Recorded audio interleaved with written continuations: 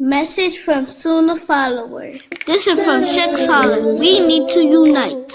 Sisters, wear your hijab. Wear your beards. Be proud of your beards. Stay home, stay home, stay in your home. Stand up, unite, and stand for Allah subhanahu wa ta'ala.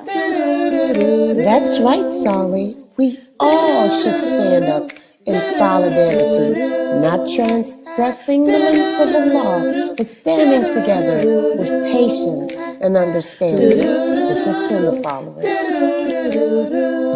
With dignity, humility, and balance. If you want to learn about how to balance and maintain your faith every day, you need to be here at 6:30 p.m. Eastern, being taught by Ustadah Laila Nasheeba, streaming on all major platforms. Channel Sunnahfollowers. Hope to see you there, inshallah.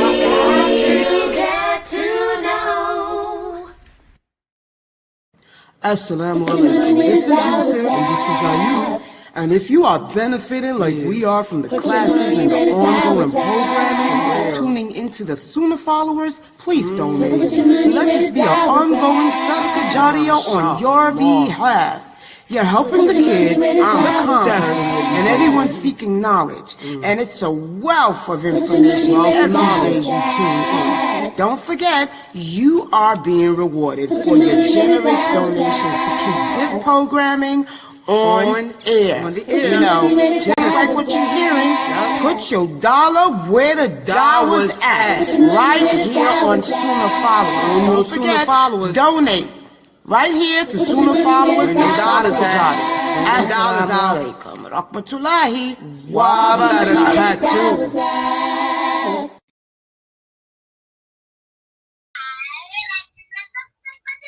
Ina alhamdulillah, wa salat, wa salam ala wa rasulallah. I'd like to welcome everybody. Can y'all hear the background? Do y'all hear that? No, we can. Okay, y'all can't hear? Okay, good. I got my grandbaby here and she's playing with her little Sesame Street toy. Okay, I want to welcome everybody to our Aqidah class.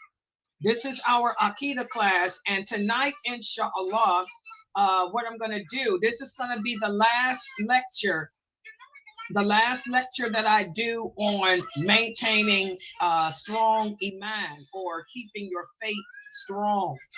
Okay, and tonight what we're going to do is speak about the importance of choosing good friends, of having good friends around you, because association brings about assimilation.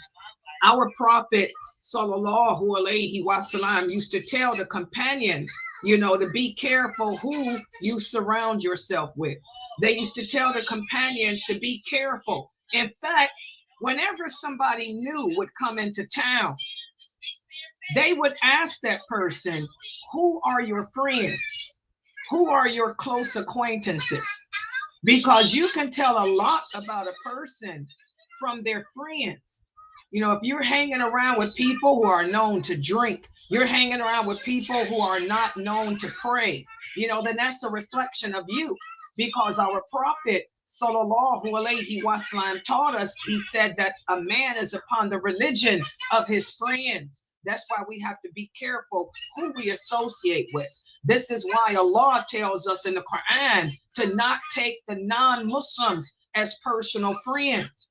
We can deal with them on a business level. We can deal with them at the job. But once we punch out and go home, there's no interaction with them. We can deal with them in school.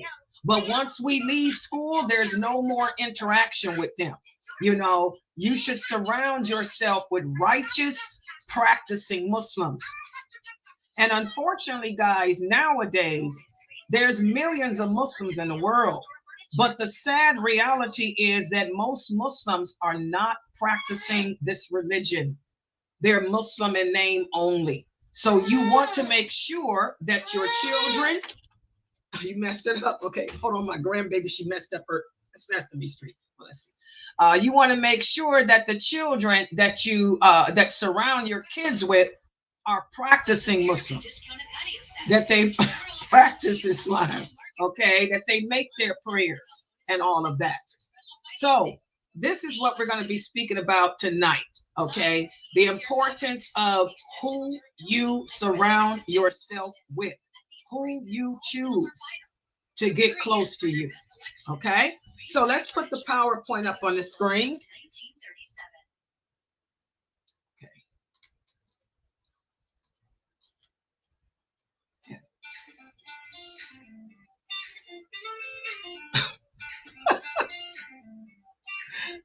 Do y'all hear that? She lost it, the cartoon. Hold on, guys. Let me set the cartoon for the baby.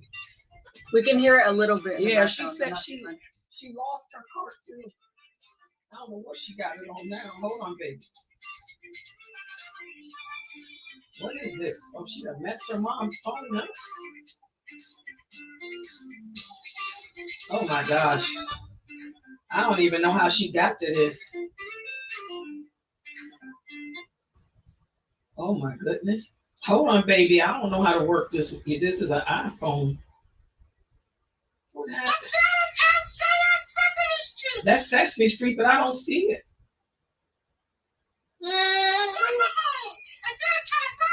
Oh, there it is. Okay, hold on. I got it. No, but I have a Valentine for you.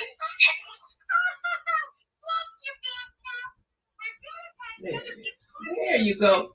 That's your Sesame Street. Okay, there it is. Okay. I got my grandkids over. My granddaughter's putting my bed together, so the baby is sitting here too. Okay, so tonight we're going to speak about the importance of surrounding yourself with righteous practicing Muslims. Righteous practicing Muslims. Okay, let's put the PowerPoint here. Now, associating with bad people can be very harmful, extremely harmful to your iman. Not only can it destroy your belief system, but also your actions. Your actions become a reflection of what the people that you associate do. And mixing with these people, you know, is a great cause of weakness of faith. A lot of this, you sisters will tell me how when you listen to my lectures, how you feel so close to Allah. But then when you leave me and go away and listen to other people who are not reminding you of Allah, who are not reminding you of death, who are not reminding you of your purpose, you know, your faith weakens. So again, this is why we have to be very careful who we mix with. And as our prophet sallallahu alaihi wasallam said, a man is upon the religion and the way of life of his close friend. So each one of you should look to see whom you take as a close friend. Also, Ibn Abdul Barr, he said the meaning of this hadith is that a person accustoms himself to the actions that he sees from those who he surrounds himself with. Okay, if you're living, this is why we have to be careful, especially even when we move, when we find places to live. Wait a minute, let me get the baby. We want to live in an environment whereas the people don't drink, whereas the people don't do drugs or any of that. So we have to be very careful of the environments that we choose to be a part of, because our children will grow up to be a product of whatever the environment is. This is why you have to be careful, guys, to not move your kids into the projects and places like that where they sell drugs, because the kids see that and they're going to become a product of that. So we want to be around people who have good manners, people who believe in Allah first and foremost, who wear hijab, who pray the 5 prayers, who have good manners and all of that. Listen to what one of the early scholars said. He said, a man is upon the way of life of his close friend. So do not take as a close friend anyone other than a person whose deen and trustworthy. With trustworthiness, you are pleased with. Because if you do take one as a close friend, he will lead you to his way. And this is also why we as Muslim women cannot marry non-Muslim men, because a woman will take on the religion of her husband. It's the man's job to lead you. How can he lead you to paradise if he doesn't believe in it? Okay, so we have to be very careful who we surround ourselves with. Also, another one of the scholars, Ibn Taymiyyah, he said people are like game birds because of the resemblance that they have in appearance and because they imitate the actions of each other.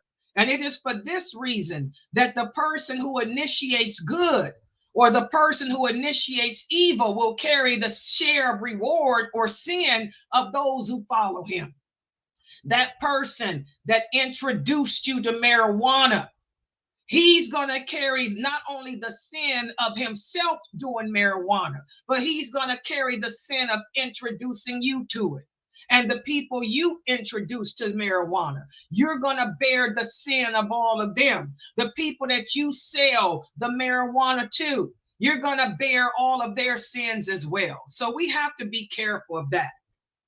As Ibn Taymiyyah said, the pillar of love is based on similarity. What does that mean? That means we love those people who resemble us. We love those people who are more like us. And every love or friendship that is not based on similarity is swift to dwindle and be over. Just like marriage, if you marry a woman or you marry a man who doesn't have anything in common with you, the marriage is not going to work. If you can't find some type of common ground, if you can't find some type of commonality, that marriage is not going to succeed. We have to have some type of interest in common and work and build on that. Well, the same with our friendships. You want to friend yourself with people whose goals in life are similar to yours. Our goal is paradise. I'm living so I can get past the grave and I can enter into paradise. So I want to surround myself with people who have those same aspirations and goals. So thus, guys, Islam teaches us to choose our friends wisely because we become whatever our friend is. This is why your children should not have any, I repeat, not any non-Muslim friends. This is why you as a Muslim woman should not have not any friendship relationships with your non-Muslim co-workers, okay? So taking the company with students of knowledge, this is the best way to go. Alhamdulillah, this is a picture of some of the kids that grew up on my website. Of course, they're Somali. Most of my website the people are from Africa. I got a large following of Nigerians, Somalians, Ghananese, people from Ghana, and all of that. The Bantu people. Okay, look at these girls. They grew up together. They've been friends since they came to America. Now they're the first one. She's grown and married. She's got children of her own, and they're still friends. So taking company with people who are like you, who share the interest in the hereafter like you, this will cause you to succeed better in life because you will have someone that can inspire you. You'll have someone that can encourage you, that can advise you when they see you slipping, and they can give you the encouragement you need to hold on firm. Okay? So be careful who we take as our personal friends to hang out with. And the companions of the Prophet, sallallahu alaihi wasallam, they were very careful in who they chose to befriend. Even after the Prophet died, when Islam spread, you know how many people wanted to befriend them? They were very cautious, okay? Listen to what Abu Darda said. He said, it is from the intelligence of a person to consider and be aware of who you walk with, who you enter places with, and who you leave with. Also, another one of the companions said about the person, don't ask him questions about himself. Instead, just look to see who his friends are, because the friend the people you friend yourself with, you emulate their behavior. Subhanallah. Also listen to what Ibn Masud, may Allah be pleased with him, said. He said, assess people or judge people. Like I tell you guys, we're supposed to judge each other's behavior. I want all new shahadas to pay attention. You will come upon some uneducated Muslims who will tell you that you can't judge me. That's a lie. I can't judge your intentions, but our Prophet Muhammad taught us to judge each other's actions.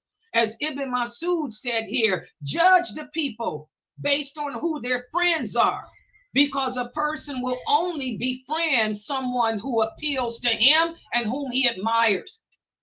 This picture here, these are 3 of my friends.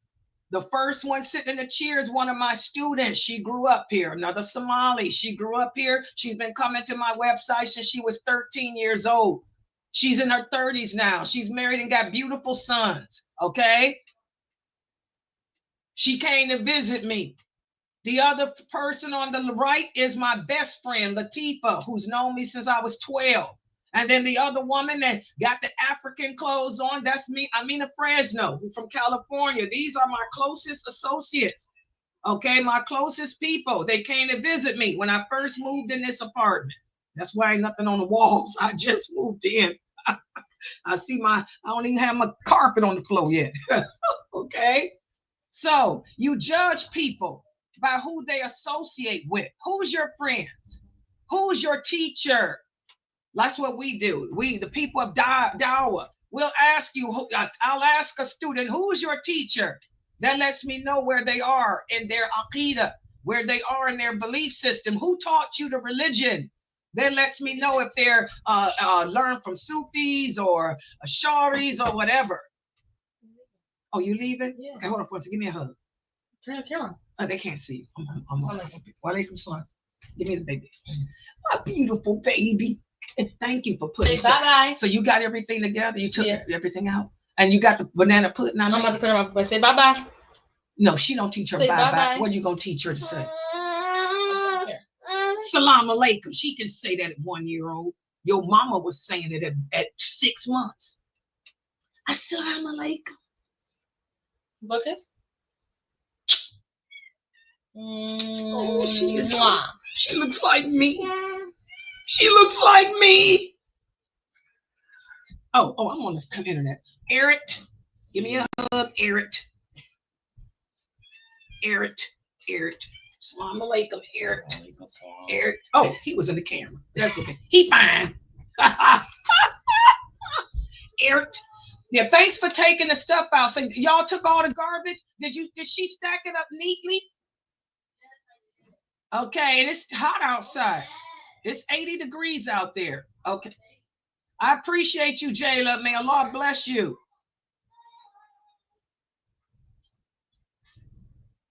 Call my mother. She wants you to bring her some. Okay, yeah. She wants you to drop her some stuff off on your way home. Here's she from the store. And make sure you close the door. Assalamu alaikum.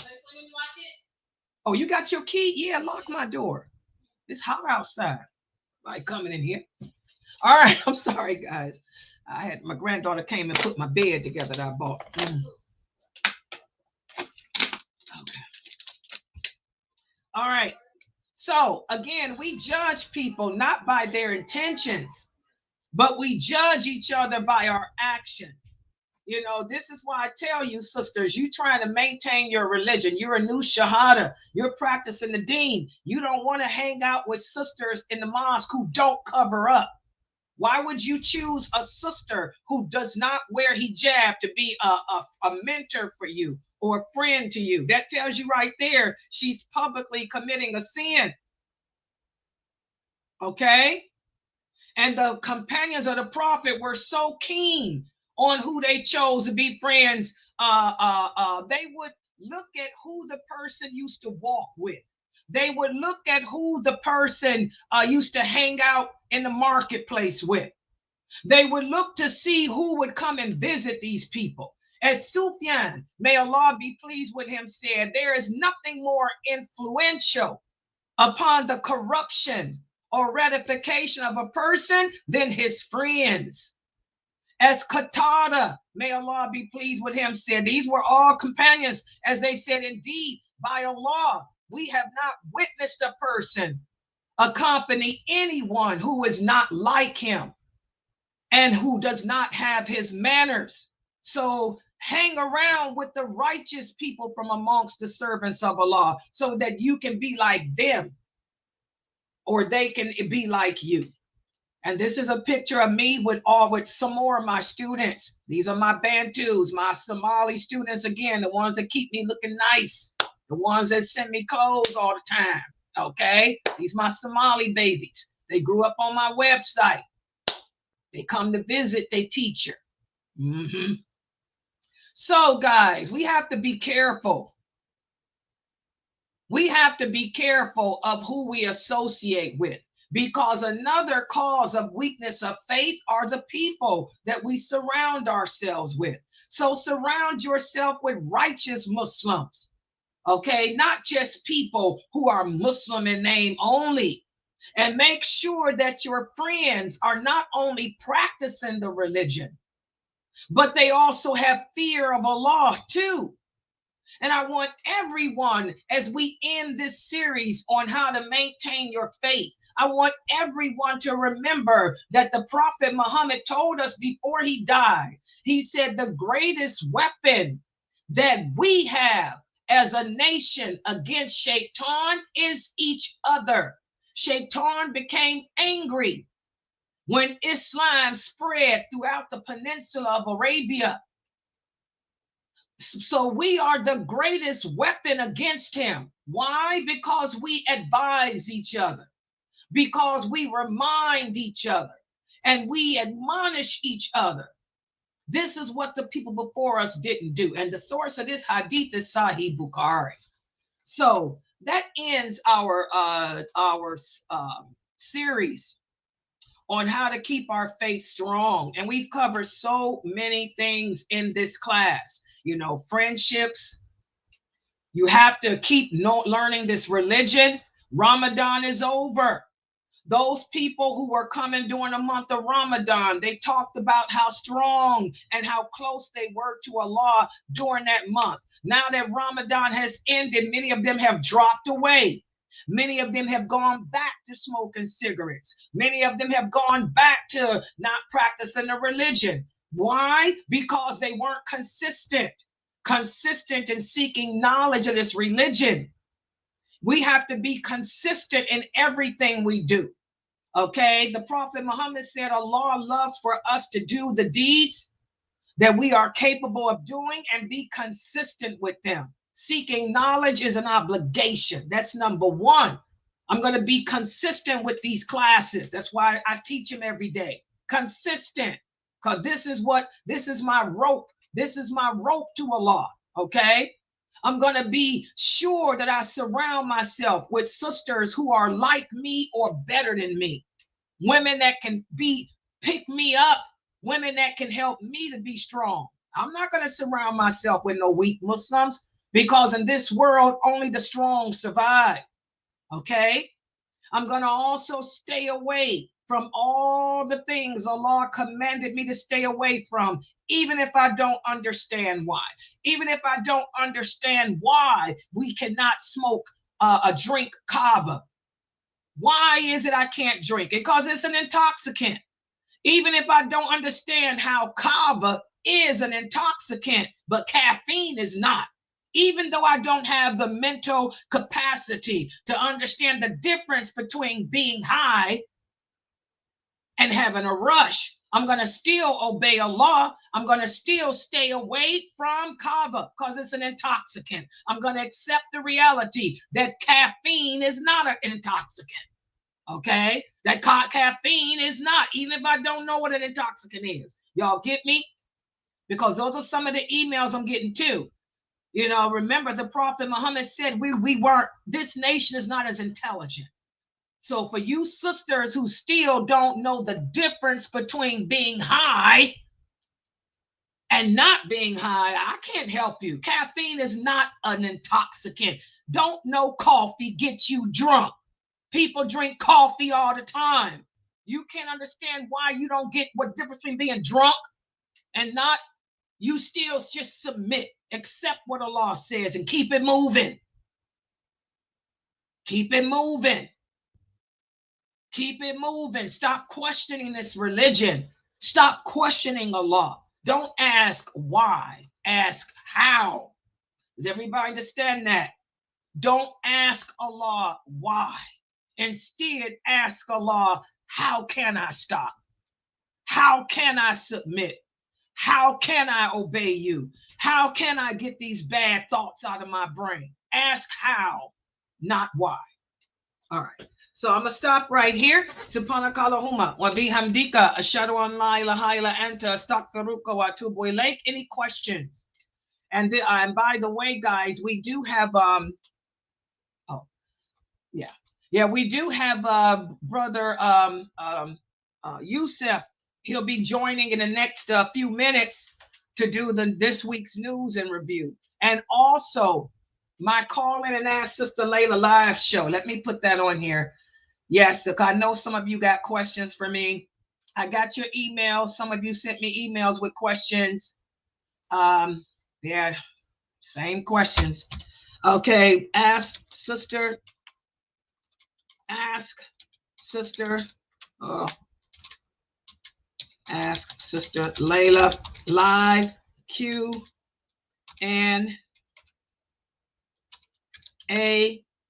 is tonight at 9:30 p.m. Eastern. I'll put that in the ticker right there. There it is. Y'all see it now. 9:30 p.m. Eastern. Yeah, just bring your questions. And inshallah, I'll try to answer them. If I can't answer, I'll get in touch with Sheikh Atli or Sheikh Morsi or Jamali or someone that can. And by the way, guys, I did put some shorts out. Look at the YouTube channel. Click on the tab that says shorts. Sheikh Muhammad Saeed Atli gave a nice little lecture on deeds, doing good deeds, how we should never look down upon a good deed, and how good deeds don't require money. I put 3 shorts, 3 important points, 3 hadiths that he broke down the meaning of. The shorts are only a minute. Please share them. Look at the shorts that Sheikh Atli gave on doing good deeds, and share them to your social media platforms. And also the shorts from Brother Muhammad Ziyada's lecture. Brother Muhammad Ziyada's lecture on that he gave Tuesday. I got those shorts out too. Those are going viral. I see he got over 1,000 hits on a couple of them. So please share those shorts.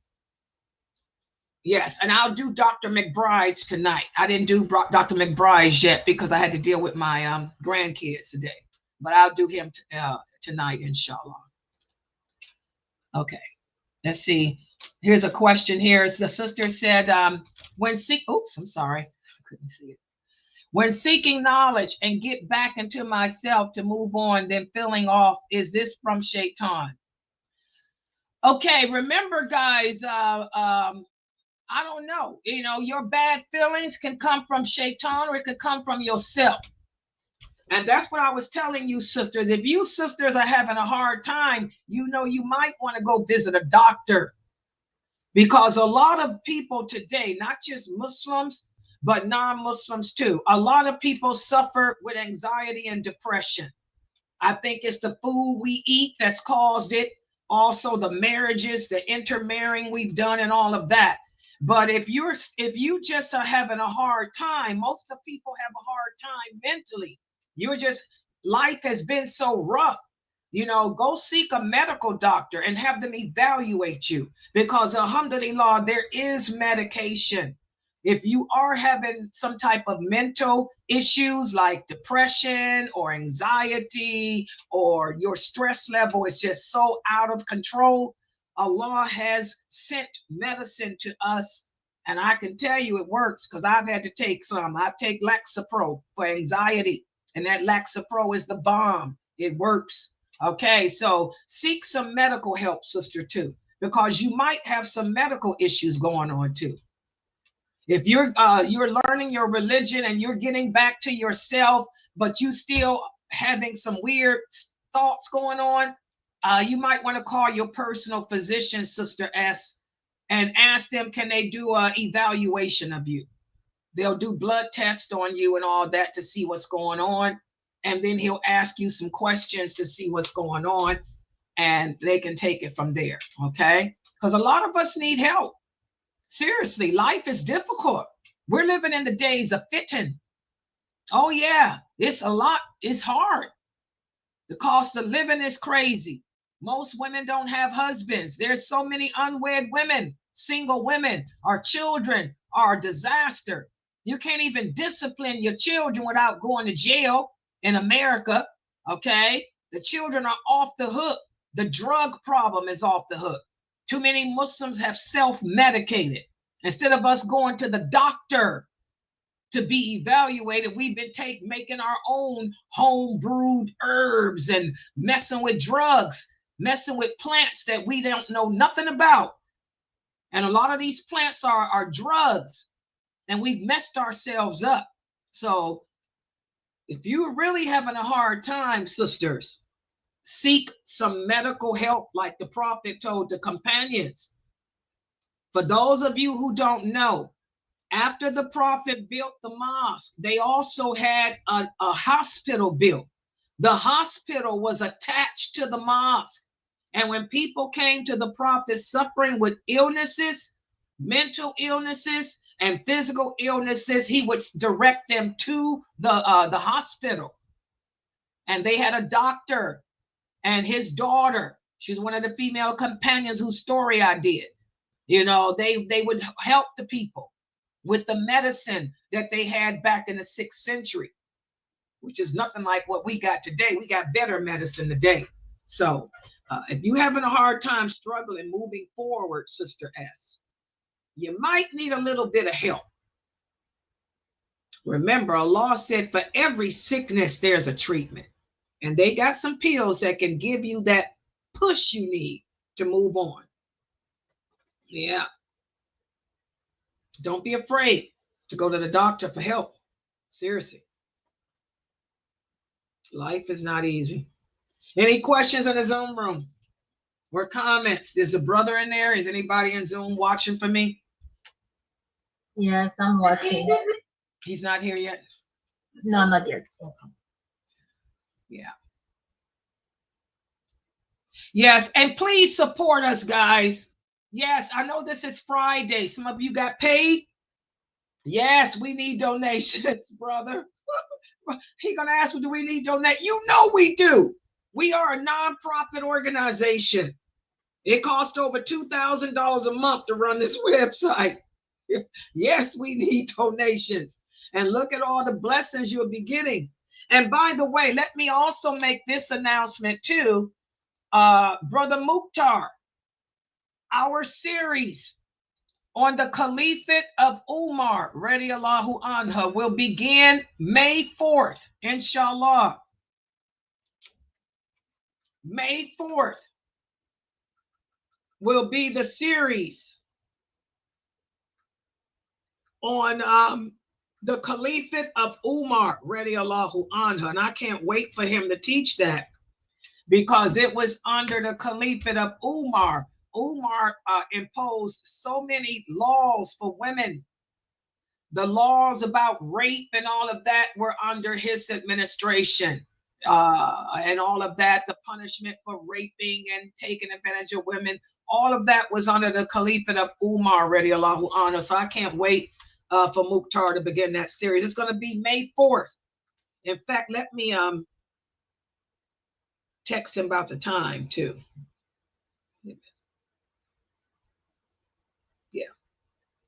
Yeah, so that's going to be starting up in May 4th. Yes. Yeah, Dr. Ali is on vacation. Dr. Ali was here during the month of Ramadan, but now he's away making more movies. Please make sure you guys check out Fam Cinema. Go to famcinema.com, and I think Dr. Ali's making some more movies. Yes. Uh-huh. Yeah, Dr. Jamali's lecture is tomorrow. Yes, tomorrow we have Dr. Asim. Dr. Asim's topic I gave y'all last week. What is his topic again? Let me see. Yeah, Dr. Asim's class is at 4 p.m. tomorrow.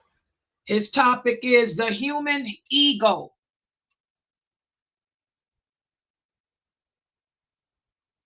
Dr. Rockman. Oh, mashallah, you're Dr. Rockman. Okay, his topic is the human ego. That's tomorrow's lecture with him. Okay, and Dr. Jamali will continue, as you guys know, with his Surah Baqarah.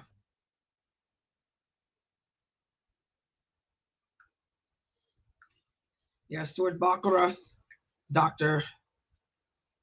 Jamali. Y'all got that? Yeah. I don't know. You guys know he has 3-4 schools, so I don't bother him too much, Jamila, because he's really busy.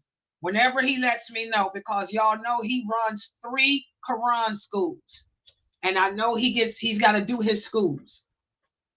But alhamdulillah, y'all got Jamali still with his class on the Quran, plus y'all got me, so that should be suffice.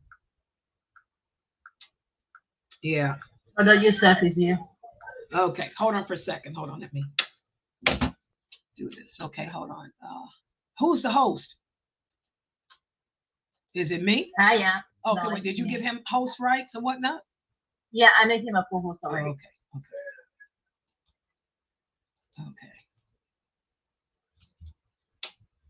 Yeah, brother. Yes, 9:30, inshallah. Yeah, bring all you the sisters at the mosque got questions for me.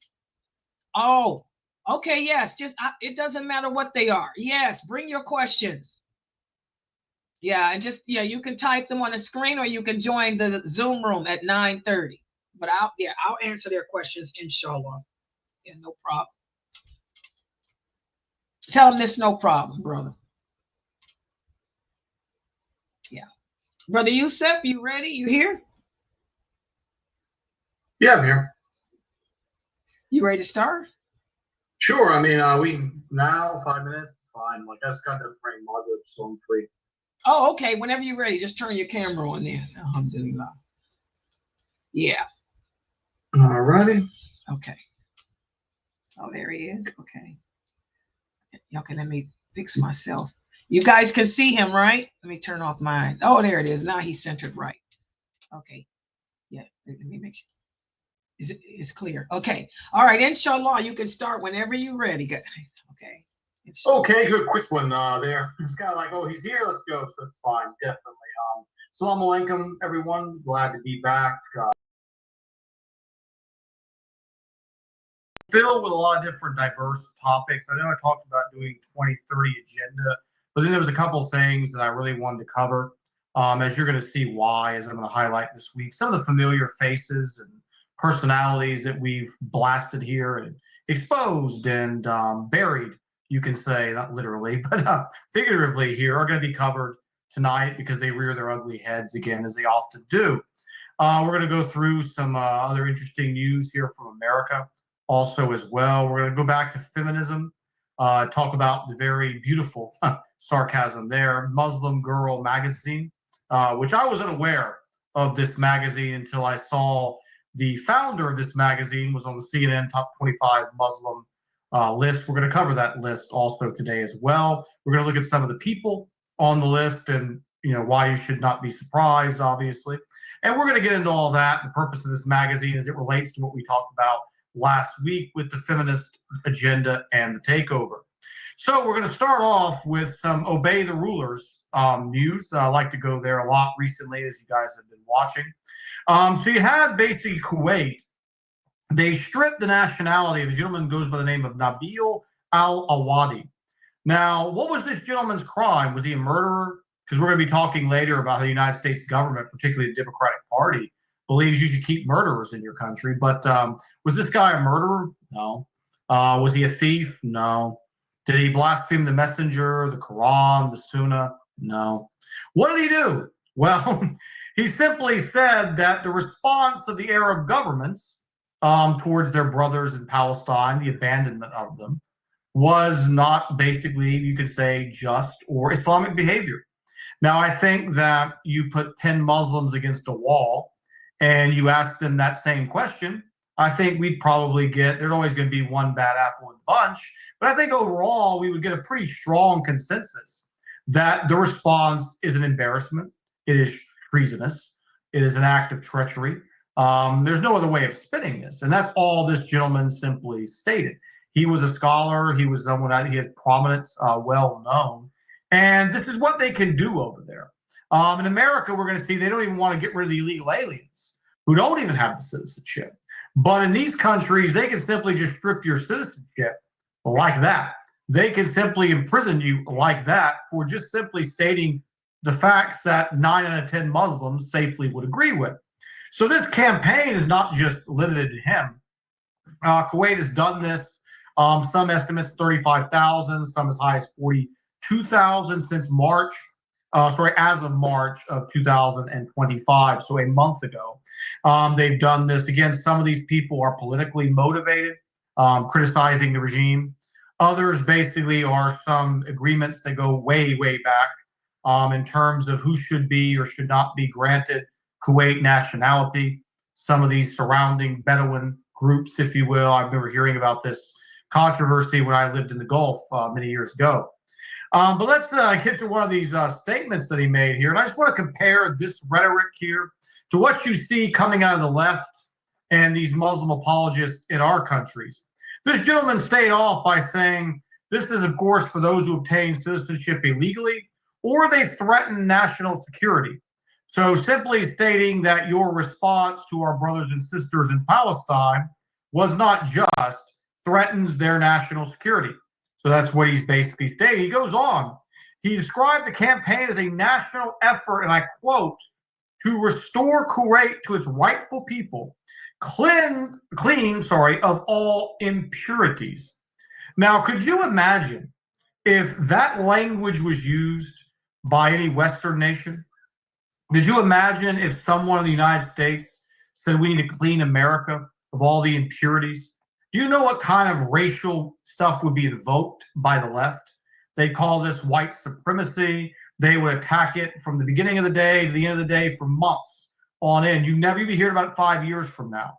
If England or France just simply states they don't want the illegal, phony asylum seekers in their country, you never hear the end of it from the Arab media, from the international media, from the local media. But this guy can say language like this, and no one is even going to notice this. No one is even going to care. So at the end of the day, they can say as much fiery, inflammatory rhetoric as their heart desires, and they're never going to be called out for it. Not by their national media, obviously. You'd be stripped of your citizenship, put in jail. Not by the Muslim media, because they're a bunch of cowards, the ones in the West. And of course, not by the Zionist-controlled media of CNN, Fox News. None of them are going to say this. That language is only reserved for the Western nations who simply want to secure their borders and maintain their culture. But this guy can say he wants to remove all the impurities from the society. And this is, you say Hitler-esque Nazi language, being used here. And again, for someone like myself, it's not surprising. And if you guys have been watching me for the past few months or half a year, it also should not be surprising. Knowing who these people are, what they represent. We went over the Asim Hakim stuff a few weeks ago, where we covered the Arab supremacy and showed this ideology how it permeates throughout the region, how these countries are some of the most racist, intolerant, nations on earth, but yet they never get called out, for it. So that's something I want to open up with, just to see, again, there are good brothers in these countries who are speaking out. And this is what happens to them. All the things I did here on Palestine, they'd have put me in jail and cut my head off by now if I lived in those countries. That 9-hour series that I did where I exposed the international violations, I exposed the progression of the takeover of that part of the world. And if I would have done something like that, I would have got through the first video. And they simply would have taken me and took me out. So now we turn domestically speaking. I wasn't going to cover this, but this thing just keeps getting bigger and bigger. And now the Muslims have involved themselves in this. Some of them are familiar friends I highlighted in the opening. So you have this gentleman that goes by the name of Kilmar Abrego Garcia. You cannot watch, particularly the leftist media outlets like MSNBC and CNN, without someone talking about this guy. They go on and on and on about this guy. He's a victim. He's unjust. This evil regime. In fact, they're trying to use this guy to say they could do that to you or I. We're going to see in a minute how much rubbish that is, but that's how they're trying to frame it. If you don't stand up for this innocent man, as they like to call it, then sooner or later, Donald Trump is going to start rounding up American citizens and doing the same thing. So we hear the usual language. He was a husband, a father. He was unlawfully deported unfairly. Now, they even went as far as to call him a Maryland father. He was a Maryland husband. I mean, you got to love the language, of the left, here. He's a Maryland father. I'm born and raised in North Carolina, spent my life in North Carolina, South Carolina. And no one ever called me a North Carolina dad. I'm a North Carolina father. I'm a North Carolina husband. I'm a South Carolina. Again, when you start hearing the left and you get familiar with them using language like this, the guy is guilty of sin, and they're trying to humanize him. So again, we're going to get down to the facts tonight, and you're going to see the reality is, as usual, quite different. So you hear, bring him home. This is one of the chants. It was even tweeting in National the other day. It was the main thing on Twitter. Bring him home, hashtag. I was honestly surprised, basically, that I didn't see our usual, initially at least, left-wing Muslim friends doing this. I was expecting to see this, and I was looking for it, as I always do. Then I visited our friend Butch Ware, who I talked about at length a few months ago, the one that was chosen by Jill Stein, who was welcomed in with open arms in the masjids, and the peace sheikhs put their arms around this guy and posed for selfies with him. And we exposed what he stood for. Well, I went and I said, okay, well, I know Butch is on this. I know he's basically promoting this stuff to the Ummah who still unfortunately follow him.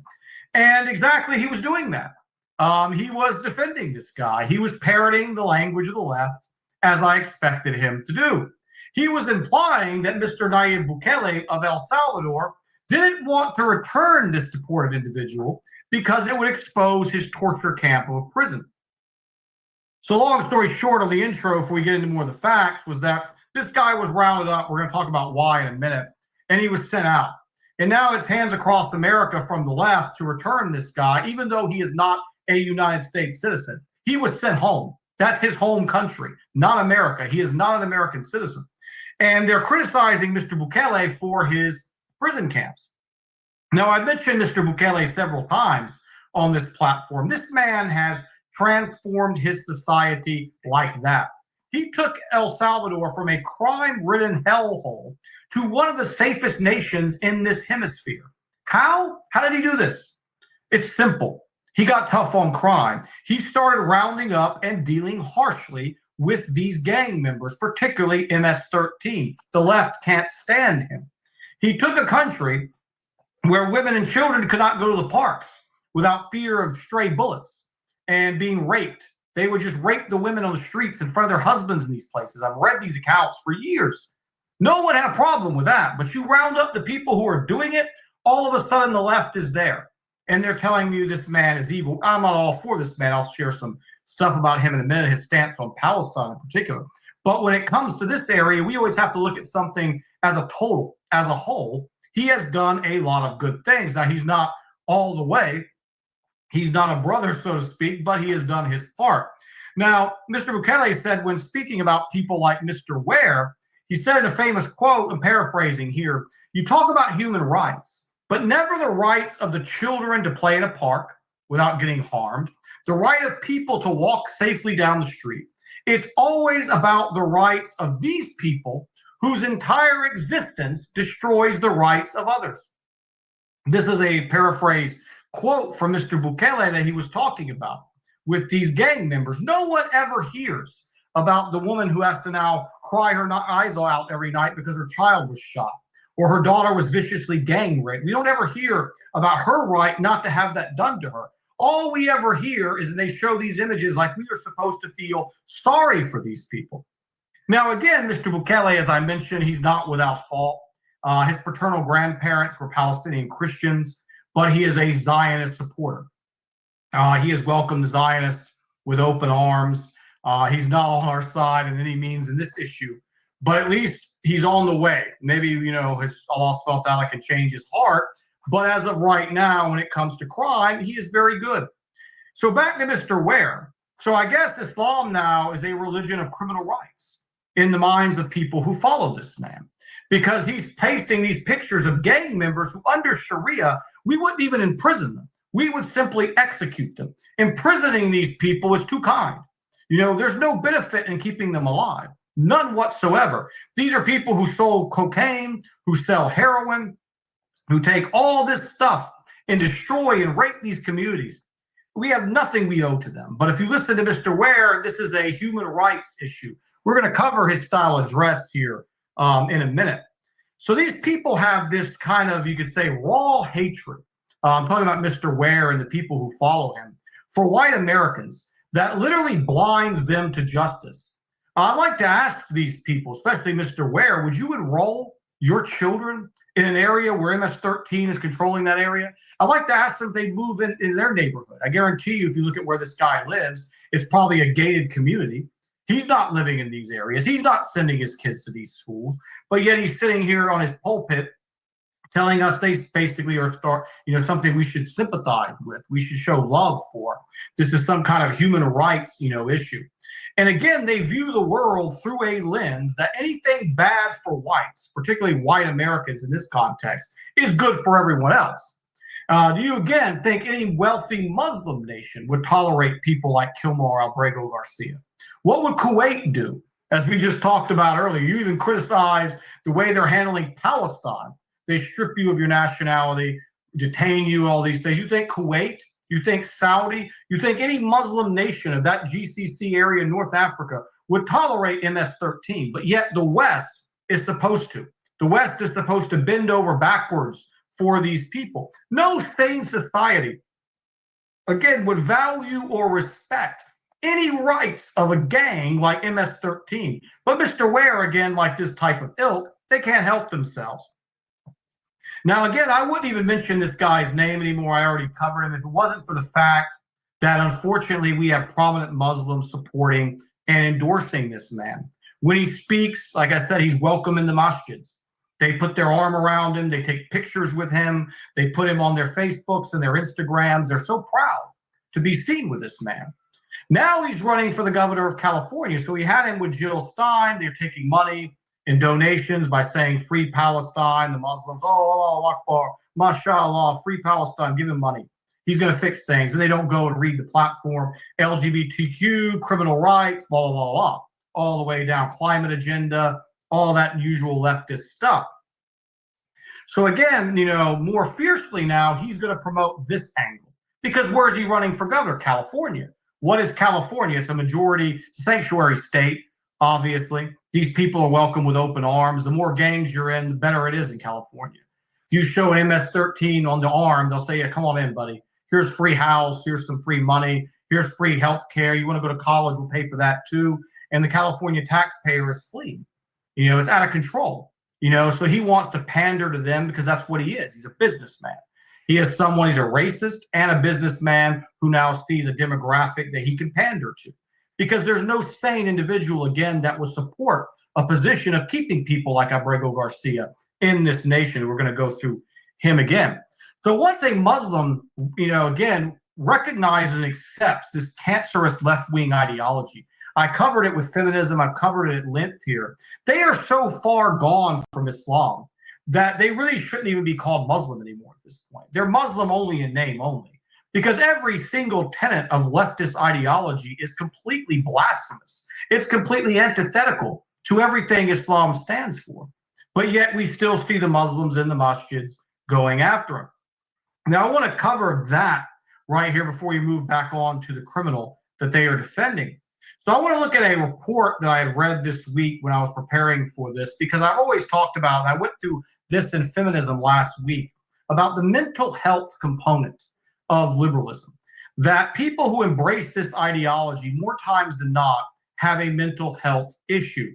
So So let's take a look again at some research that Pew Research Facility has done on March 19th to March 25th, 2020. The study focused on the percentages of people who had been informed by a healthcare provider that they actually had a mental health issue. 38% of white Americans who describe themselves as very liberal were told you have mental health issues. 38%, 4 in 10, basically. If you look at non-whites, that demographic still split up across division, obviously, whites, non-whites. It's 20% have a mental health issue if you're far left. If you just describe yourself as a standard liberal, 26.4% of those whites were told they had a mental health issue versus 15.9% of non-whites. Moderates, 19.5 versus 14.8. But if you look at people with traditional backgrounds in this study, you will see that it's literally exactly even. 14.8 to 14.8 of white versus non-white people who define themselves as conservatives. So it's basically barely above 1 in 10 has a mental health issue. Now, again, because if you're a white Caucasian person in the United States and you subscribe to left-wing ideology, you're nuts. I mean, more than 40% of the time, because you listen to these people telling you how evil you are, that you're blessed with privilege, your purpose is to be racist and hold other people down, and you clap and you cheer them on. And you say, yeah, he hates us, great job. I mean, you have to be mentally ill to subscribe to such an ideology. If you're non-white, you're hearing that stuff, you've got to be slightly mentally ill or just racist to have that much hatred and animosity to a large group of people who's done nothing wrong. And then also you add in the anti-Islamic component, again, the abortion, the massive murder of babies, the transgendered agenda that now a man with a wig, and I can put lipstick on right now and tell you guys I identify as a woman, and I should be able to go to the women's bathroom, and the leftists will go, yeah, send him in there. I mean, it's like, that's how insane it is. I could go out here with my beard, mashallah, put on some lipstick, God forbid, and a wig, and walk into a bathroom and say, no, I feel like I'm a woman today. And I should be able to go in there with your daughter in the bathroom. And a leftist would go, yeah, that's his rights. You have to be nuts to support this. And people like Butch Ware have more openly done that. So again, mental deficiency is the only way. You've got to have something in you internally that just isn't right to embrace this ideology. You're there to disagree with law and order, destroy your culture, destroy morals, and just the physical destruction of your society. Even if the illegals, as I've said before, were the best people on earth, you can't take in 1 million plus people and pay for everything for them and not expect some kind of, issues with your finances. It's just simply not going to happen. So back to the guy that they're doing all this for, who we're supposed to love and want to go down there and embrace. He just hired a lawyer, basically named Simon Sandoval Moshenberg. 2 guesses there on what the ethnic origins of that gentleman are. And again, this guy is illegal. He is a citizen of El Salvador. So let's look at him. Was he outstanding? We keep hearing about what a great husband he was. Well, he had a restraining order placed on him because he had violently assaulted his wife on multiple occasions. We have the statements of the woman saying these things. I mean, she basically got a restraining order, protective order against this man. So we keep hearing Maryland husband, Maryland father, the one with the restraining order, the one that was basically involved in domestic violence on multiple occasions. He was seen frequently dressed in the culture of South American gangs. Now, one of the things that, MS-13 is known for, if you tell anyone in El Salvador, is the Chicago Bulls cap. This is a symbol of the MS-13 gang in South America, Central America. And, again, they were telling us, well, he was a fan of the Bulls, Well, anyone who knows anything about sports, the Bulls haven't been very good in quite some time, since the days of Michael Jordan. He lived most of his life, from what we're told, as an illegal, at least in this country, in Maryland. So, I mean, needless to say, I don't think that excuse fits when you also hear that it matches. You also see the tattoos that he had on, which also are indicative of MS-13. So it's just tick, tick, tick, tick. Now, he was stopped transporting 8 illegal immigrants in a sanctuary state in 2022. So he was engaged in human trafficking of illegals. He was arrested, and then, of course, it's a sanctuary state. So illegals are basically, I don't want to use this in a loose term, they're like God to the left. They're not capable of making any mistake. You can't punish them. Even if they're involved in a crime, he's illegal, you got to bow down, prostrate, and welcome them. This is how California's been treating them for decades. Now, when he was arrested, did they find a Bible? Did they find a Quran? Did they find a religious holy book? No. They found rolls of cash, rolled up, They found drugs. And guess what? He was there when he was arrested with two other guys. Guess who they were? Known members of MS-13. Two judges even found this man as being directly involved in high standing with MS-13. So this is, again, rolls of cash, drugs, tattoos, outfits that are synonymous with the culture. You find him hanging out with two members of MS-13. I got a lot of contacts from work. I don't have any MS-13 members on there. It's pretty, not something that's easy to do. But yet he was arrested with two other members with drugs and money. I mean, just tick, tick, tick, tick, tick. The left said initially this was a lie, and it's all been exposed. As everything else the left says. He is a piece of human trash. He offered nothing to this country. His place should be executed or in a cage where he cannot contribute any more to the destruction of society.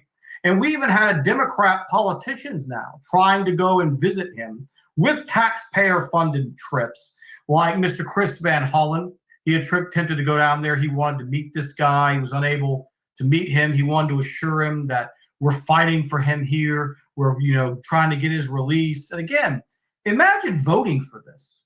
Going back to our mental health, imagine you invest mental energy in a party who does this, who goes down there. I've talked about the Muslim stance on voting, before. We don't have a dog in the fight, so to speak. But again, this is, taxpayer money being spent to bring back an MS-13 gang member. He continues to use the language upstanding Maryland man. They keep using that again to cover up the fact that he was illegal, ignoring judicial statements showing he was a gang member. Again, this guy should be tried, for treason because he's literally actively promoting and contributing to the misery of American citizens. Every drug that guy sold in this country is on his deeds on the day of resurrection. Every pregnant woman who may have a birth defect, that child has to live with that, is on him. All the sins that this man committed, now this politician is taking them on him again at the end. And again, he's home. All week it was bring him home. He's home. He is where he belongs, in the cage, and where should be executed. And again, people like Butch Ware, as I talked about how to spot them, they're as transparent, as a glass window. I mean, they're easy to see through. They're going to continue to do this. I mean, that's why I went right to his Instagram because I knew he was going to, endorse this and expose this individual. And, again, so that was that. That's been sweeping the news this week. I wanted to touch on it because I wasn't going to mention it. It's just another case of the Democrats supporting criminals. Nothing new. Move along. Nothing to see. But as usual, these Muslims who affect us and our children who listen to these people are now sticking their nose in this again, making this guy like a hero, blindly following the leftist talking points. So now back to what I talked about in the opening, the feminism angle that I came across again this week. And we often hear, from our sheikhs and even myself and people in social media that the kuffar society is dying. And yes, it is, justifiably so. But you rarely hear them telling the truth that the Muslim society is also dying, except for a few small fraction of us. And again, the vast majority of Muslims are. As we talked about, Allah has a plan. Allah is in control. So following up, I learned there's this magazine called Muslim Girl Magazine. I was not aware. Obviously, I'm not a reader. I'm not a subscriber. I doubt I would gain any benefit, from really outside of presenting this information to you brothers and sisters tonight, that I would get any benefit at all outside of knowing what they're up to, of reading this magazine. So again, the founder of this magazine is a woman who goes by the name of Amani Al-Khattabi, 32-year-old woman born of Palestinian parents and Jordanian parents. She's a Palestinian and Jordanian descent. This woman basically was listed by CNN. There you go. And that is a perfect photo, isn't it? It just kind of exposes it. Sister Layla, we'll talk about what Sister Layla did a presentation on a few weeks ago, and the kind of before I came on, I was hearing the end of it. It was very well done. When we talked about females and teaching and how to present yourself and how to act and those type of things. I'll touch on that here again in a second.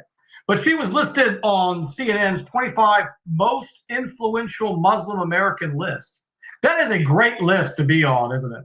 It's safe to say that in order to be on anything that CNN is considering positive, you must hate white people, embrace LGBTQ, reject traditional Islam, promote feminism. CNN would not honor anyone unless they ticked all those boxes. You've got to be, all those things. You got to be anti-white. You got to talk about how evil white men are. White men should be eradicated, like the Harvard professor said recently. You got to talk about how traditional Islam is passé. You got to use the language that Islam needs to be reformed. We need a reformed Islam. You'll hear that language. So again, CNN will not put you on such a list. This is like the equivalent, in my opinion, in my view, of being on the top list of the shaitan. I'm on the shaitan's most favorite list. I don't think that's a list here that, needless to say, anyone wants to present to Allah subhanahu wa ta'ala on the day of judgment. Hey, I was on the CNN top 25 most influential Muslim list. Does that not count for anything? That's again like going and using the shaitan as a protector, on the day of judgment. I mean, it's a list, again, you've got to have done some pretty wretched things or promote wretched things to be on. Sister Layla will not make that CNN top 25 list. I would not ever make that top 25 list. Needless to say, I'd be the bottom 25 list if they ever did such thing about myself. So let's look at some of the personalities before we move on who made this list. And I think you'll start to see a pattern here. You've got basically Umar Suleiman was on the list, Mr. 25,000 or whatever it is that he charges. $25,000 to hear him speak. If you want any kind of private session, like if Sister Layla wanted to bring him on here, she can correct me if I'm wrong. I think it's $10,000 for him for an hour. Hamza Yusuf was on the list. Mr. Let's get the ecumenical movement together. Let's unify the Abrahamic religions. There's no difference in them. You have Hamza Yusuf, on the list. As you can see, these are some of the covers, here. We'll talk about some of the content and the deceptive nature of this in a little bit here. Suhaib Webb, one of my personal favorites, I followed, unfortunately, I came to know of a few years ago. Mr. being on the cover of Playboy magazine for a sister is a halal activity. The guy who said, did you read the articles? The sister did a great article in a magazine surrounded by that, or that thing, you can say. He highlighted the beauty of the article, and it was halal for the sister to be on the cover of a magazine. We talked about that if you guys didn't hear it. Long story short, there was a Muslim girl who agreed to be on the cover of Playboy magazine for a interview, if you will, and they put her on the cover. And as any man knows, I mean, whether you've been involved in this or obviously you've known people who have, if not yourself, people buy those magazines based who's on that cover. So if they see this girl on the cover, they think they're getting everything, needless to say, when they purchase that said magazine. So this Muslim girl, by being on there, is advertising sin, whether she's doing it or not. She's promoting it. And of course, to get to her interview, you've got to flip through all the pages to find all this stuff.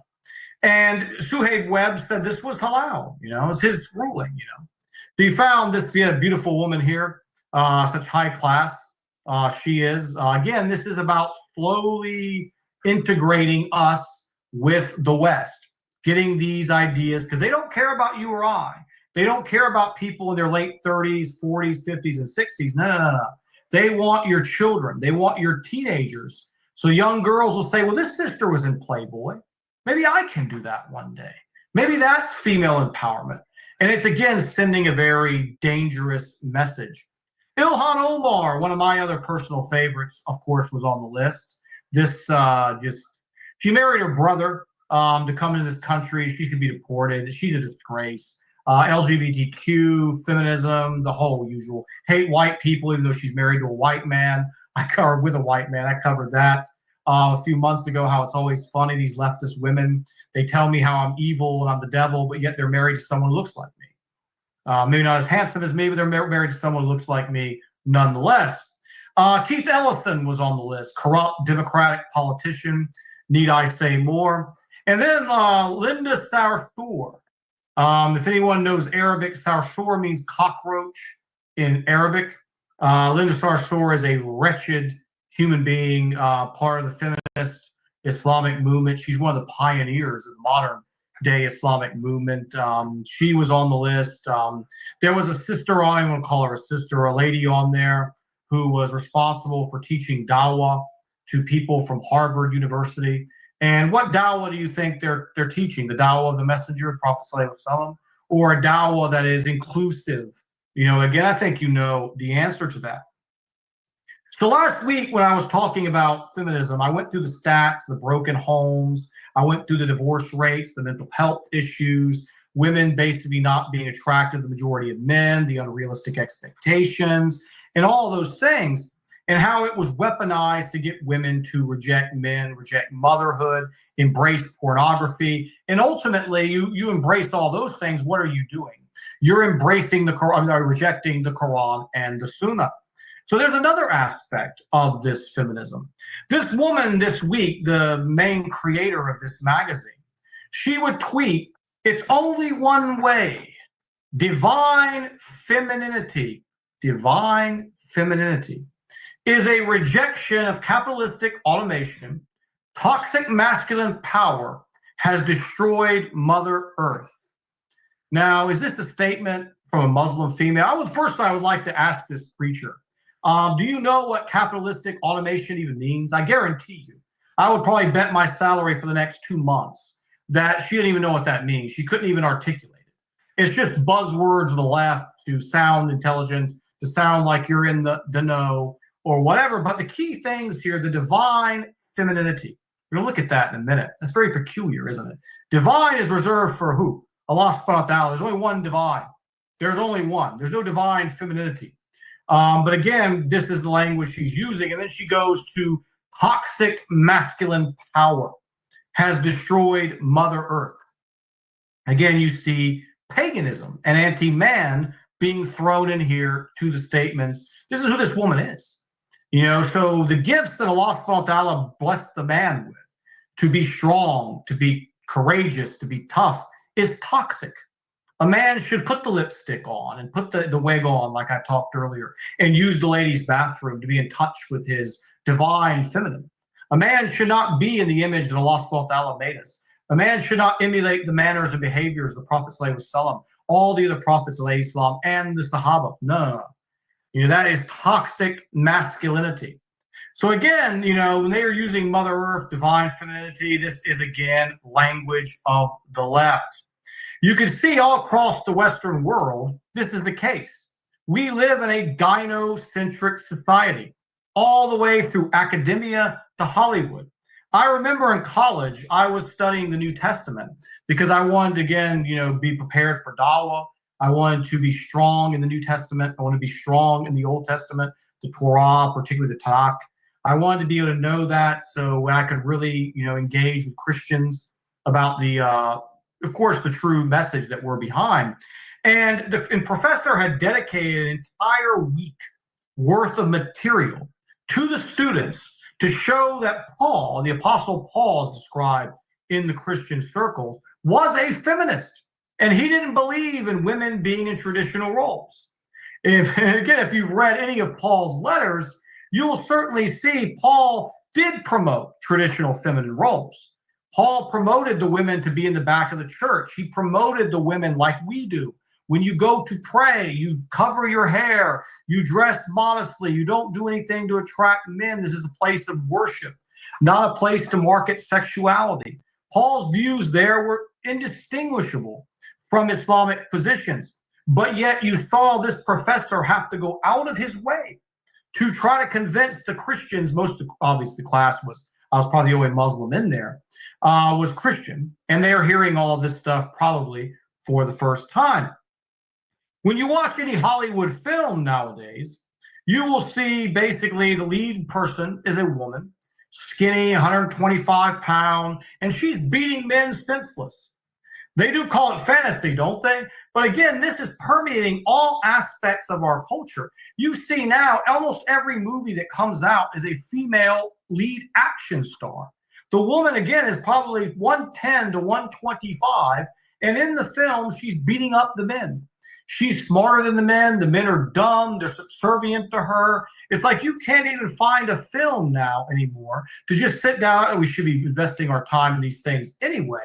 But if someone wants to waste a couple of hours of their life and watch a movie, you can't find it without having this gynocentric nonsense being promoted. And again, it's all aspects of the culture. They've taken it with a concept of divine feminine was basically about embracing all aspects of life, that there was a perfect female form which involved motherhood, nurturing, and all those things. And there was a perfect male form, which was the masculine, the protective, the courage, and all of these things. And they've turned this stuff into the worship of the female herself. I remember when I talked about one of the Saudi rulers, their guys they brought in, they paid all that money to entertain the Muslims. What was she singing about? She was singing about her private parts and herself being the inner mother goddess and how you should worship her. And you had women looking at her with admiration, and you had men looking at her with lust. And this is what our good rulers in Saudi Arabia spent a ton of money for. Again, the divine feminine. Now, is this stuff new to Islam? I would like to ask anyone to really think about that for a second. Have we had this before? Sounds familiar, doesn't it? If anyone is familiar with the Sirah, you'll know exactly what I'm talking about. There were those, who are familiar with the Sirah, who would know Alat, Al-Uzza, and Manat. These were a triad of goddesses.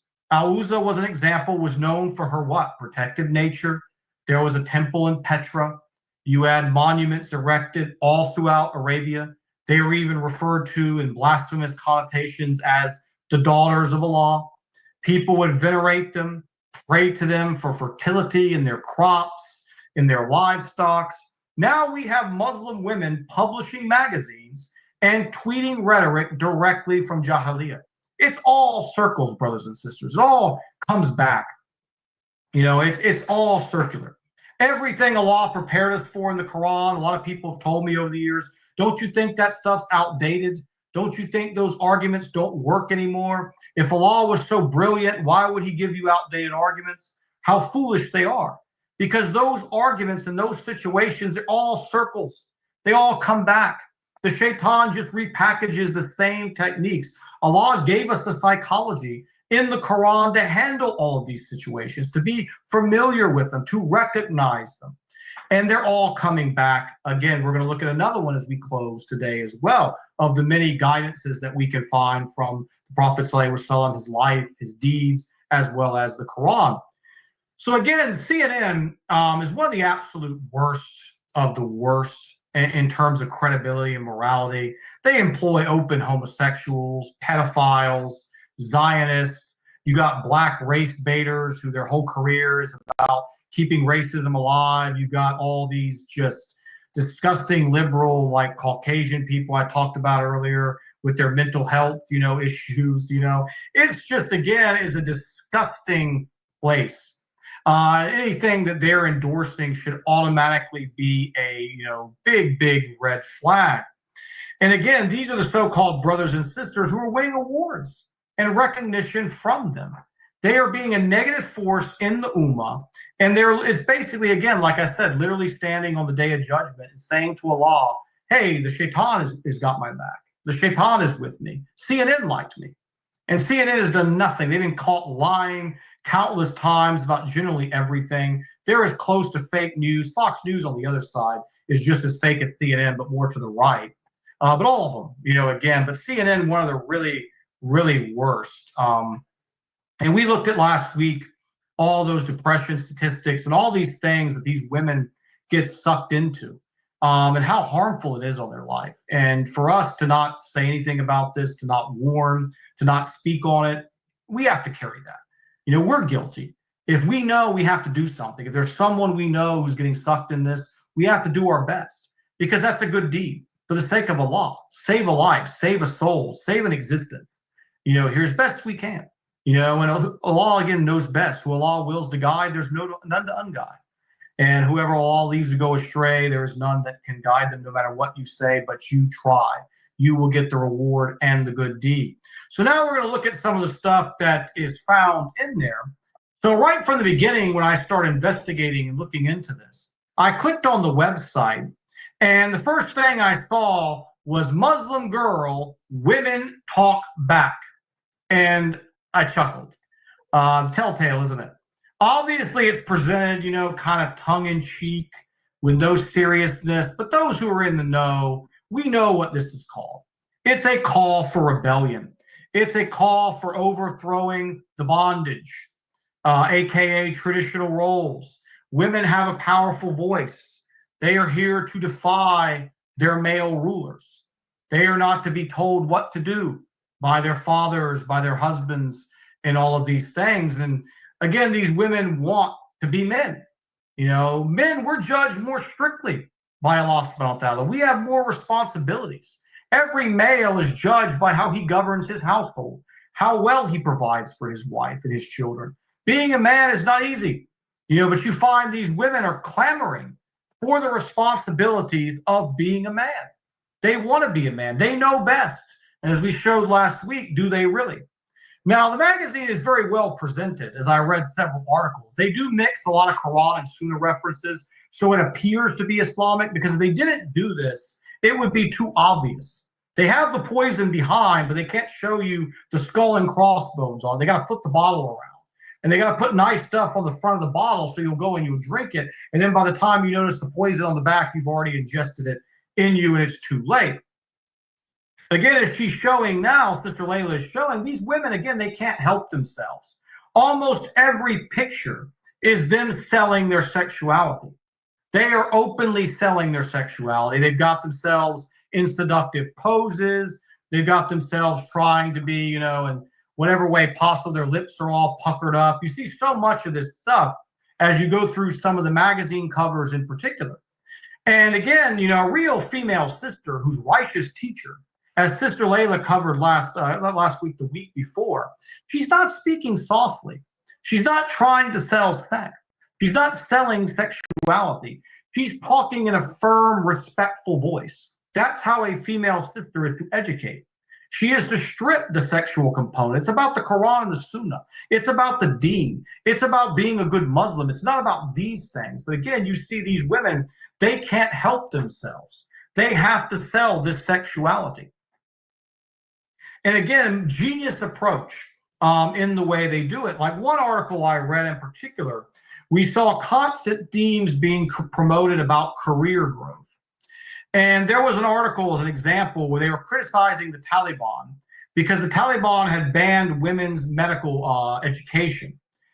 And I did my first presentation in 2023 in the masjid here with Sheikh Ibrahim sitting next to me.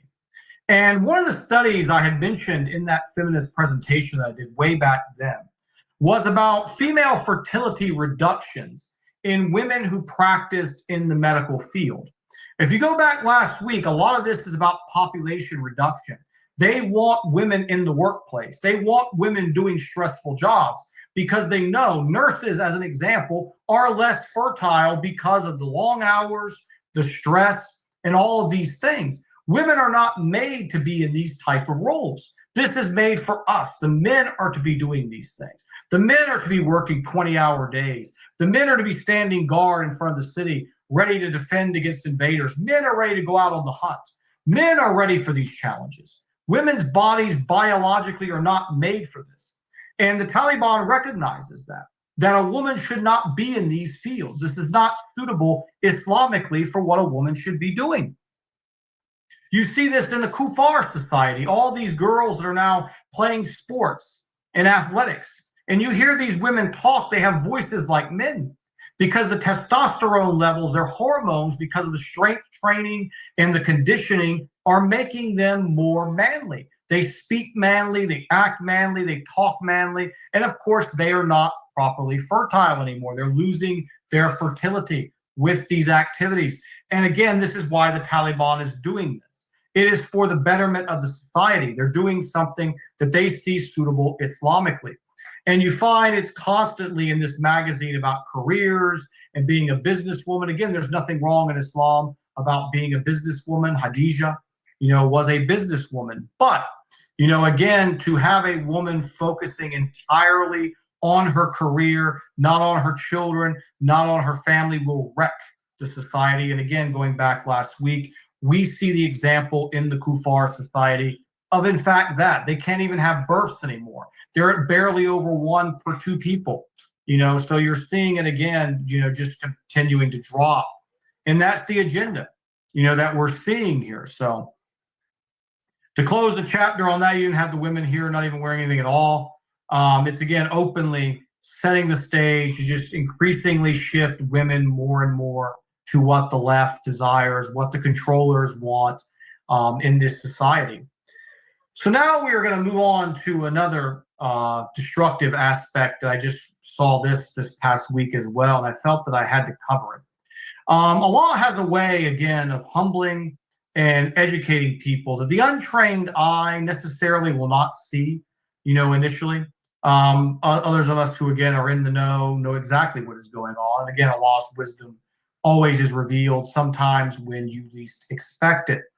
We now have the erection in America of what they call the Statue of Union. This is a 90-foot statue built in the likeness of the Hindu god Hanuman. Hanuman is half monkey, half man. And this thing is 90 feet tall. It is in Texas. Now, there were cries. I can remember the Taliban days after September 11th. There were cries from all over social media, the beginnings of it at that time, news media, television, public.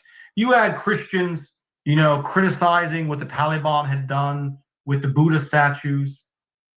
And it's funny, that during the heart of that propaganda, they were showing over and over again the Taliban destroying these Buddha statues.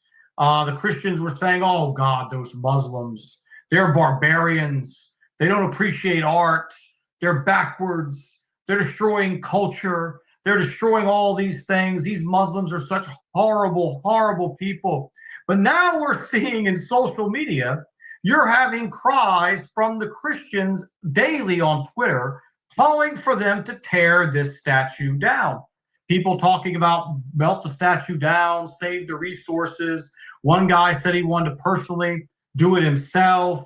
You had cries of not here, not now, not again, not ever. And there again, as you can see here in the video, this is in the United States of America. We now have Hanuman, a Hindu monkey god, 90 feet tall statue, just prominently displayed there. And now that the shoe is on the other foot, the Christians are seeing their culture being spit on or invaded. In the case of the Taliban, they had inherited a culture that had this in the past, and they wanted to remove traces of it for the future. In this case, the Christians have openly allowed the permits and everything to be built for this structure.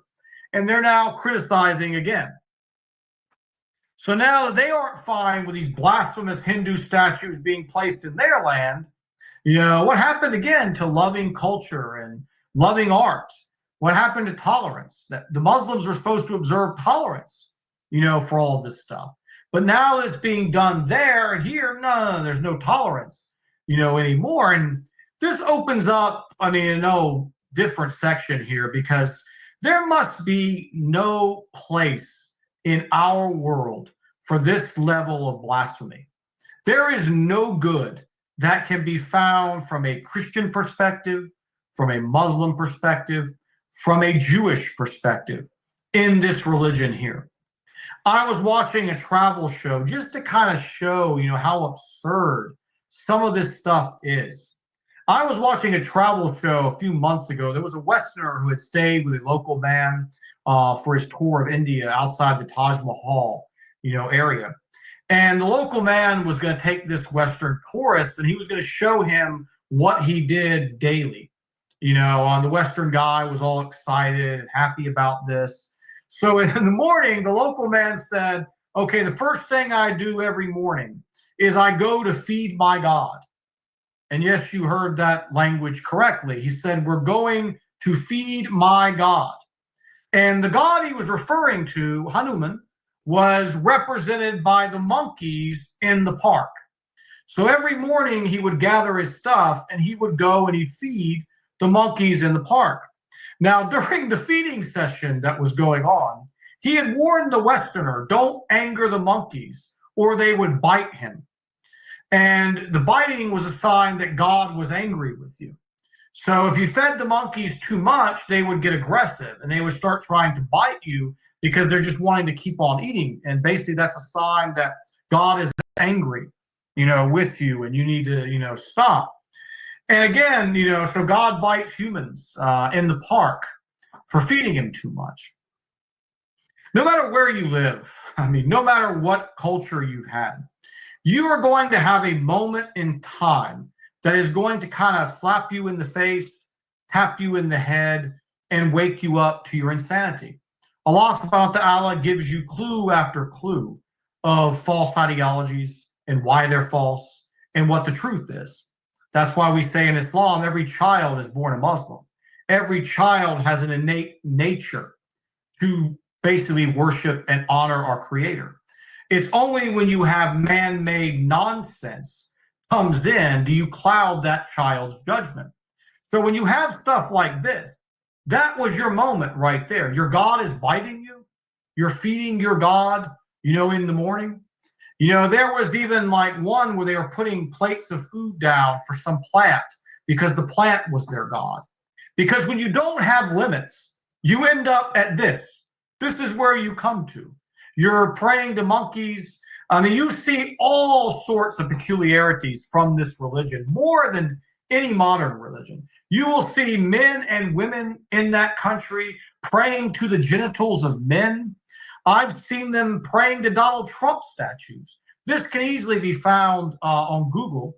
You can type in on Google, Hindu man prays to Donald Trump. And you will see they made a Donald Trump statue and they were praying to him. So somehow, I don't know the religious significance. I'm not that deeply connected to this religion, obviously. I've got better things to do with my time. But somehow Donald Trump ended up being a representation of one of these gods, a god of strength or something, perhaps. And you see them praying to Trump. They're praying to men's genitals. They're praying to elephants. They're praying to monkeys. They're praying to plants. They're praying to cows. They're doing all kinds of things because, again, once you open it up, it's hard to put it back in the box. And again, there was another one that I had seen as well. And it was a British gentleman was walking down the streets of a slum in Mumbai.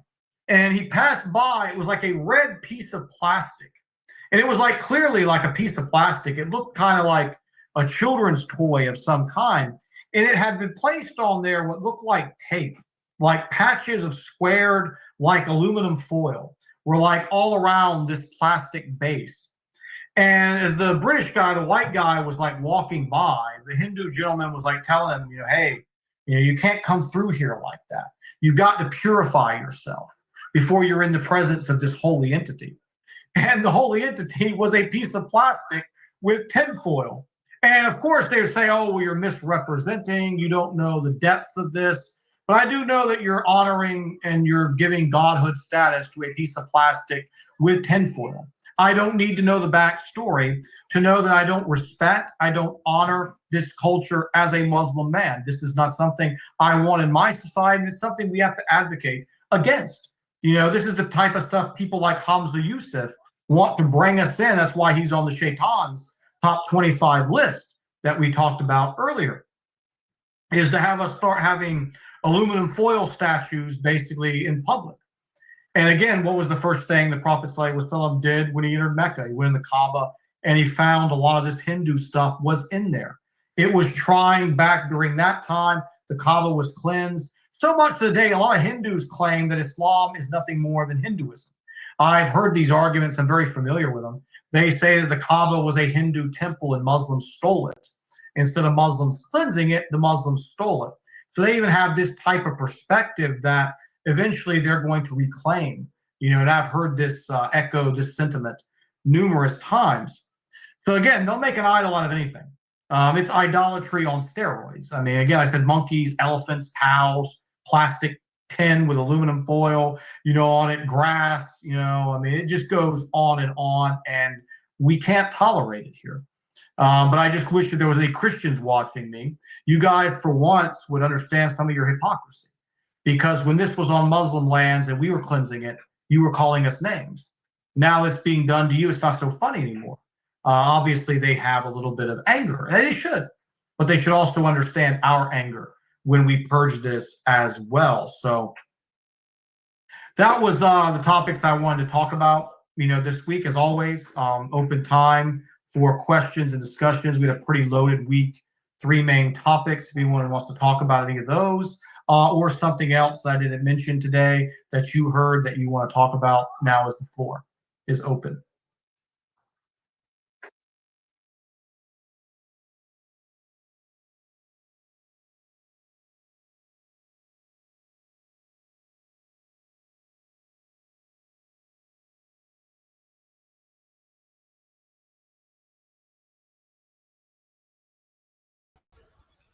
Testing. There it is.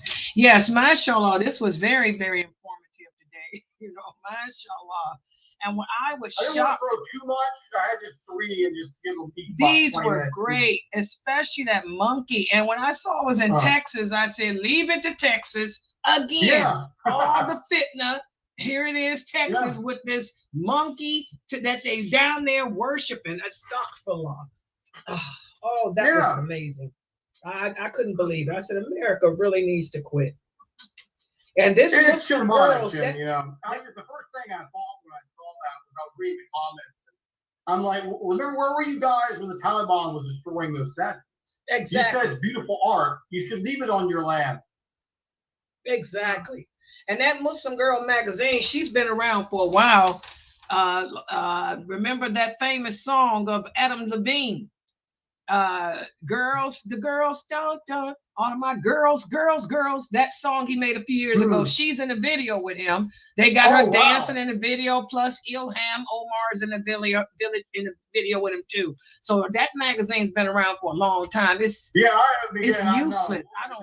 I heard the quote on Twitter, and I'm like, who is this person? Then I found out, and I'm like, okay.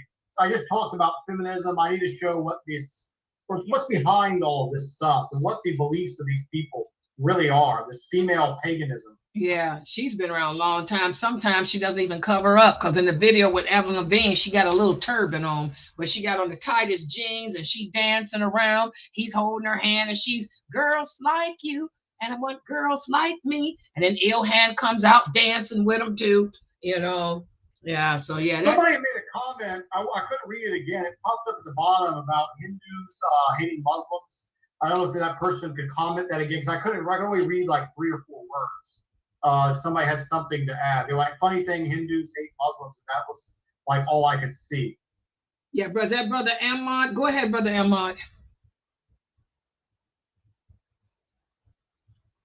Because I couldn't see. I can't see the screen either. But yeah, I know they were doing some typing. Go ahead, people. I can see it. Ahmad, if you're coming in, I read it for you. He's saying, funny thing about Hindus who hate Muslims, they want to kill Muslims eating beef, but they won't say anything when Jewish eats beef. Oh, yeah. That's a very good point there, my brother Ahmad, because it's like, that's true. They only come after us for doing it. But of course, you're not going to go after your buddies over there who the Hindus want to form this Zio-Hindu alliance. So everything the Jews do is kosher, Everything the Muslims do is sin, And to give you an update about that person that they took over to that prison, they actually took him out. A congressman met him today about 1:30. Well, he got back today about 1:30. He met with him like in his hotel room, and it was staged as though this boy and the congressman were eating, drinking tequila when they didn't touch anything. They kind of planned it as if the man was in a hotel and he's living there. They moved him out of the prison and got him someplace else now. So the congressman let him know that everybody here, his mother, sister, wife, and all there, still vying for him to come home. So that's where that is. He needs to stay there. 12:30. His wife needs to go there to meet him. You're marrying such a man. Your other company you keep, send her there. send the kids there. Get out of the country, please. We have enough scumbags. We don't need foreign scumbags in here. Yeah. I mean, this people like Butch Ware, again, this evil, demonic human beings come out here and they put Islam's face on this. It's just horrible because it makes Muslims look like, I mean, we're just people who support criminals. Could be farther from the truth, SubhanAllah. I have, Brother Yusuf, I have one comment and one question. Mm-hmm. Well, a comment. Well, my daughter, my youngest one, was asking, what happened to his eye? Who, me? Yes. I have Irish genetics on my mother's side. This right here is a pimple that grew and grew and grew. And the point, actually, I was at work 2 days ago. I felt like somebody punched me in the eye because I couldn't. That's what she thought. She no, was like, it's actually there was a pimple right here, and I still have oily skin. Still happens. But now we're in the summer. We're in like this transition from spring to summer. One day it's hot, the next day it's cool, and it's like you start sweating. And then I got one right here. It's funny that it came across on the camera. And another comment is that my daughter, she is 14, and she said that ad of that Muslim lady had popped up on her when she was on the internet. So I guess they're targeting her age group, like 14, 15, 16-year-old with the Muslim girl. And then she read some articles. She was like, no, this is not right. So she stopped watching it or following the lady. Absolutely, and that's what I said. People like of our age, who's Layla's age, you're 20, late 20s, 30s, 40s, 50s, 60s. They know they're not going to get us at this point. We already have our ways set. They're going for the children. They want that 10 to 18-year-old impressionable mind to get them to accept this version of Islam. Sneeko is that version for the men, that it's okay to have the girlfriends and have the naked women hanging around you and to hang out with OnlyFans models. And if you're a woman, you should be career focused, and family's like something you might want to do, but it's kind of rough, it's not the point of life, and it's just all again to lead them, astray. And they start off nice. And it's always like when the pedophiles kidnapped children. When I was growing up, they would always give you the what not to do. And if any man came up and held up a sucker or a piece of candy, you knew to run. You didn't get in the car with such an individual. It was a trap. And that's what the shaitan does. He holds up the candy. And then the kids come through, and then bang, he's got you. It's like you give something sweet, something nice. Oh, look, there's a hadith there from the Prophet ﷺ. This is halal. This is good stuff. And then you go in here and LGBTQ, trans Muslim, and that's like all this fun stuff, that we know is going to come. Is going to be put in there. I want to talk about that on here once. We have this epidemic now of men becoming women to convert to Islam. I like you not, I've seen this more and more over the years. It's very common in England. I don't know what in the world is going on here. But you are having British men becoming women to convert to Islam as a sister. And then it's being sold as being halal. Yeah, that's what my daughter just said. She said the man said he ruined his hair, and he was like, well, I'm going to just go and put on a hijab. And then he called himself a Muslim. This my 14-year-old just told me this. Yeah, if we don't know a Muslim woman. And that's why I always try to go to where the youth go so I can stay updated on the culture, what's being promoted out there. I first heard about this a few years ago. There was a guy in England who's in the army. So he wasn't like a small guy. This is a big dude. He's like 6 foot something. And he converted to Islam as a woman. He's this big masculine man. And he tried to go pray in the female area. And the sisters obviously didn't want him in there. And then he went to the brothers area, and then they wouldn't want him in there. And he was like saying this is discrimination. And luckily it didn't get anywhere. But now you have all these imams signing these agreements that they will not discriminate against LGBTQ in the masjids. So you're going to start seeing it more and more, SubhanAllah. These are like gay men who like Arab men for the most part, from what I've seen. That's what it seems to be. They're gay men who are attracted to Arab men. And they know that pretty much 100% of Arab men, these 90+% are going to be Muslim. So they feel this is what they need to do to be able to go on a date with an Arab man. So they do this. Yeah, I mean, it's being defended in some circles. Yeah, the world is a sick place. All the things that our Prophet Sallallahu Alaihi Wasallam said would be going on before that, the war against Islam. It's all happening. Everything is happening. That's how we know that it's probably during this time of Bush's regime that those 80 countries will sign an agreement to fight against Islam. It's about to happen. You can see the signs are here. Yeah, this is sad. Yeah, this was a very good, informative class. Like I said, everybody appreciates this weekly review. And all week I've had people asking, when is Brother Yusuf's class? What is his class? And so we haven't changed the time in months. Yeah, but they get mixed up between you and Muhammad and Dr. McBride. They mix y'all's days up. SubhanAllah. But alhamdulillah, inshallah, guys, I'll try to put these shorts out tonight, and please share them. I know we get a lot of views on TikTok. I guess that shows the kids use TikTok. TikTok, I was looking at my reviews. I got 2 channels on TikTok. I got Laila Nasheeba, and then I got Sunnahfollowers online. And my God, we get more views on. Too bad TikTok doesn't pay for hits. You know, only one that pays for hits is the YouTube. So please, guys, watch the shorts on YouTube and try to share them, because I noticed all my shorts, I have one really big one, and then the other ones are like always like super low. But then when you go look on TikTok, you got hundreds and hundreds. And then look at Instagram, hundreds and hundreds. The youth don't use, they must use TikTok and Instagram more. You know, that's weird. That is really weird. But I noticed, and then don't even ask me about the hits that Jamali and them are getting on the other platforms. They way all over the place because they getting thousands on YouTube. SubhanAllah, it's weird how they doing that. And too bad we, as in order to use YouTube, you got to have so many million followers to really see any money and so many millions of hits. Too bad they can't make it all be on the same video, so we can get, you know, some donations that way. SubhanAllah. But anyway, guys, I'll try to put those shorts out tonight because I'll be up tonight. And inshallah, yes, to remind you guys, we have the Islam Q&A show. My show will be at 9:30, inshallah. Please make sure you guys join back and attend. I want to thank everybody for listening, yes, and participating in this. Subhanakallahumma wa bihamdika ashhadu an la ilaha illa anta astaghfiruka wa atubu ilayk. See you guys in 15-20 minutes.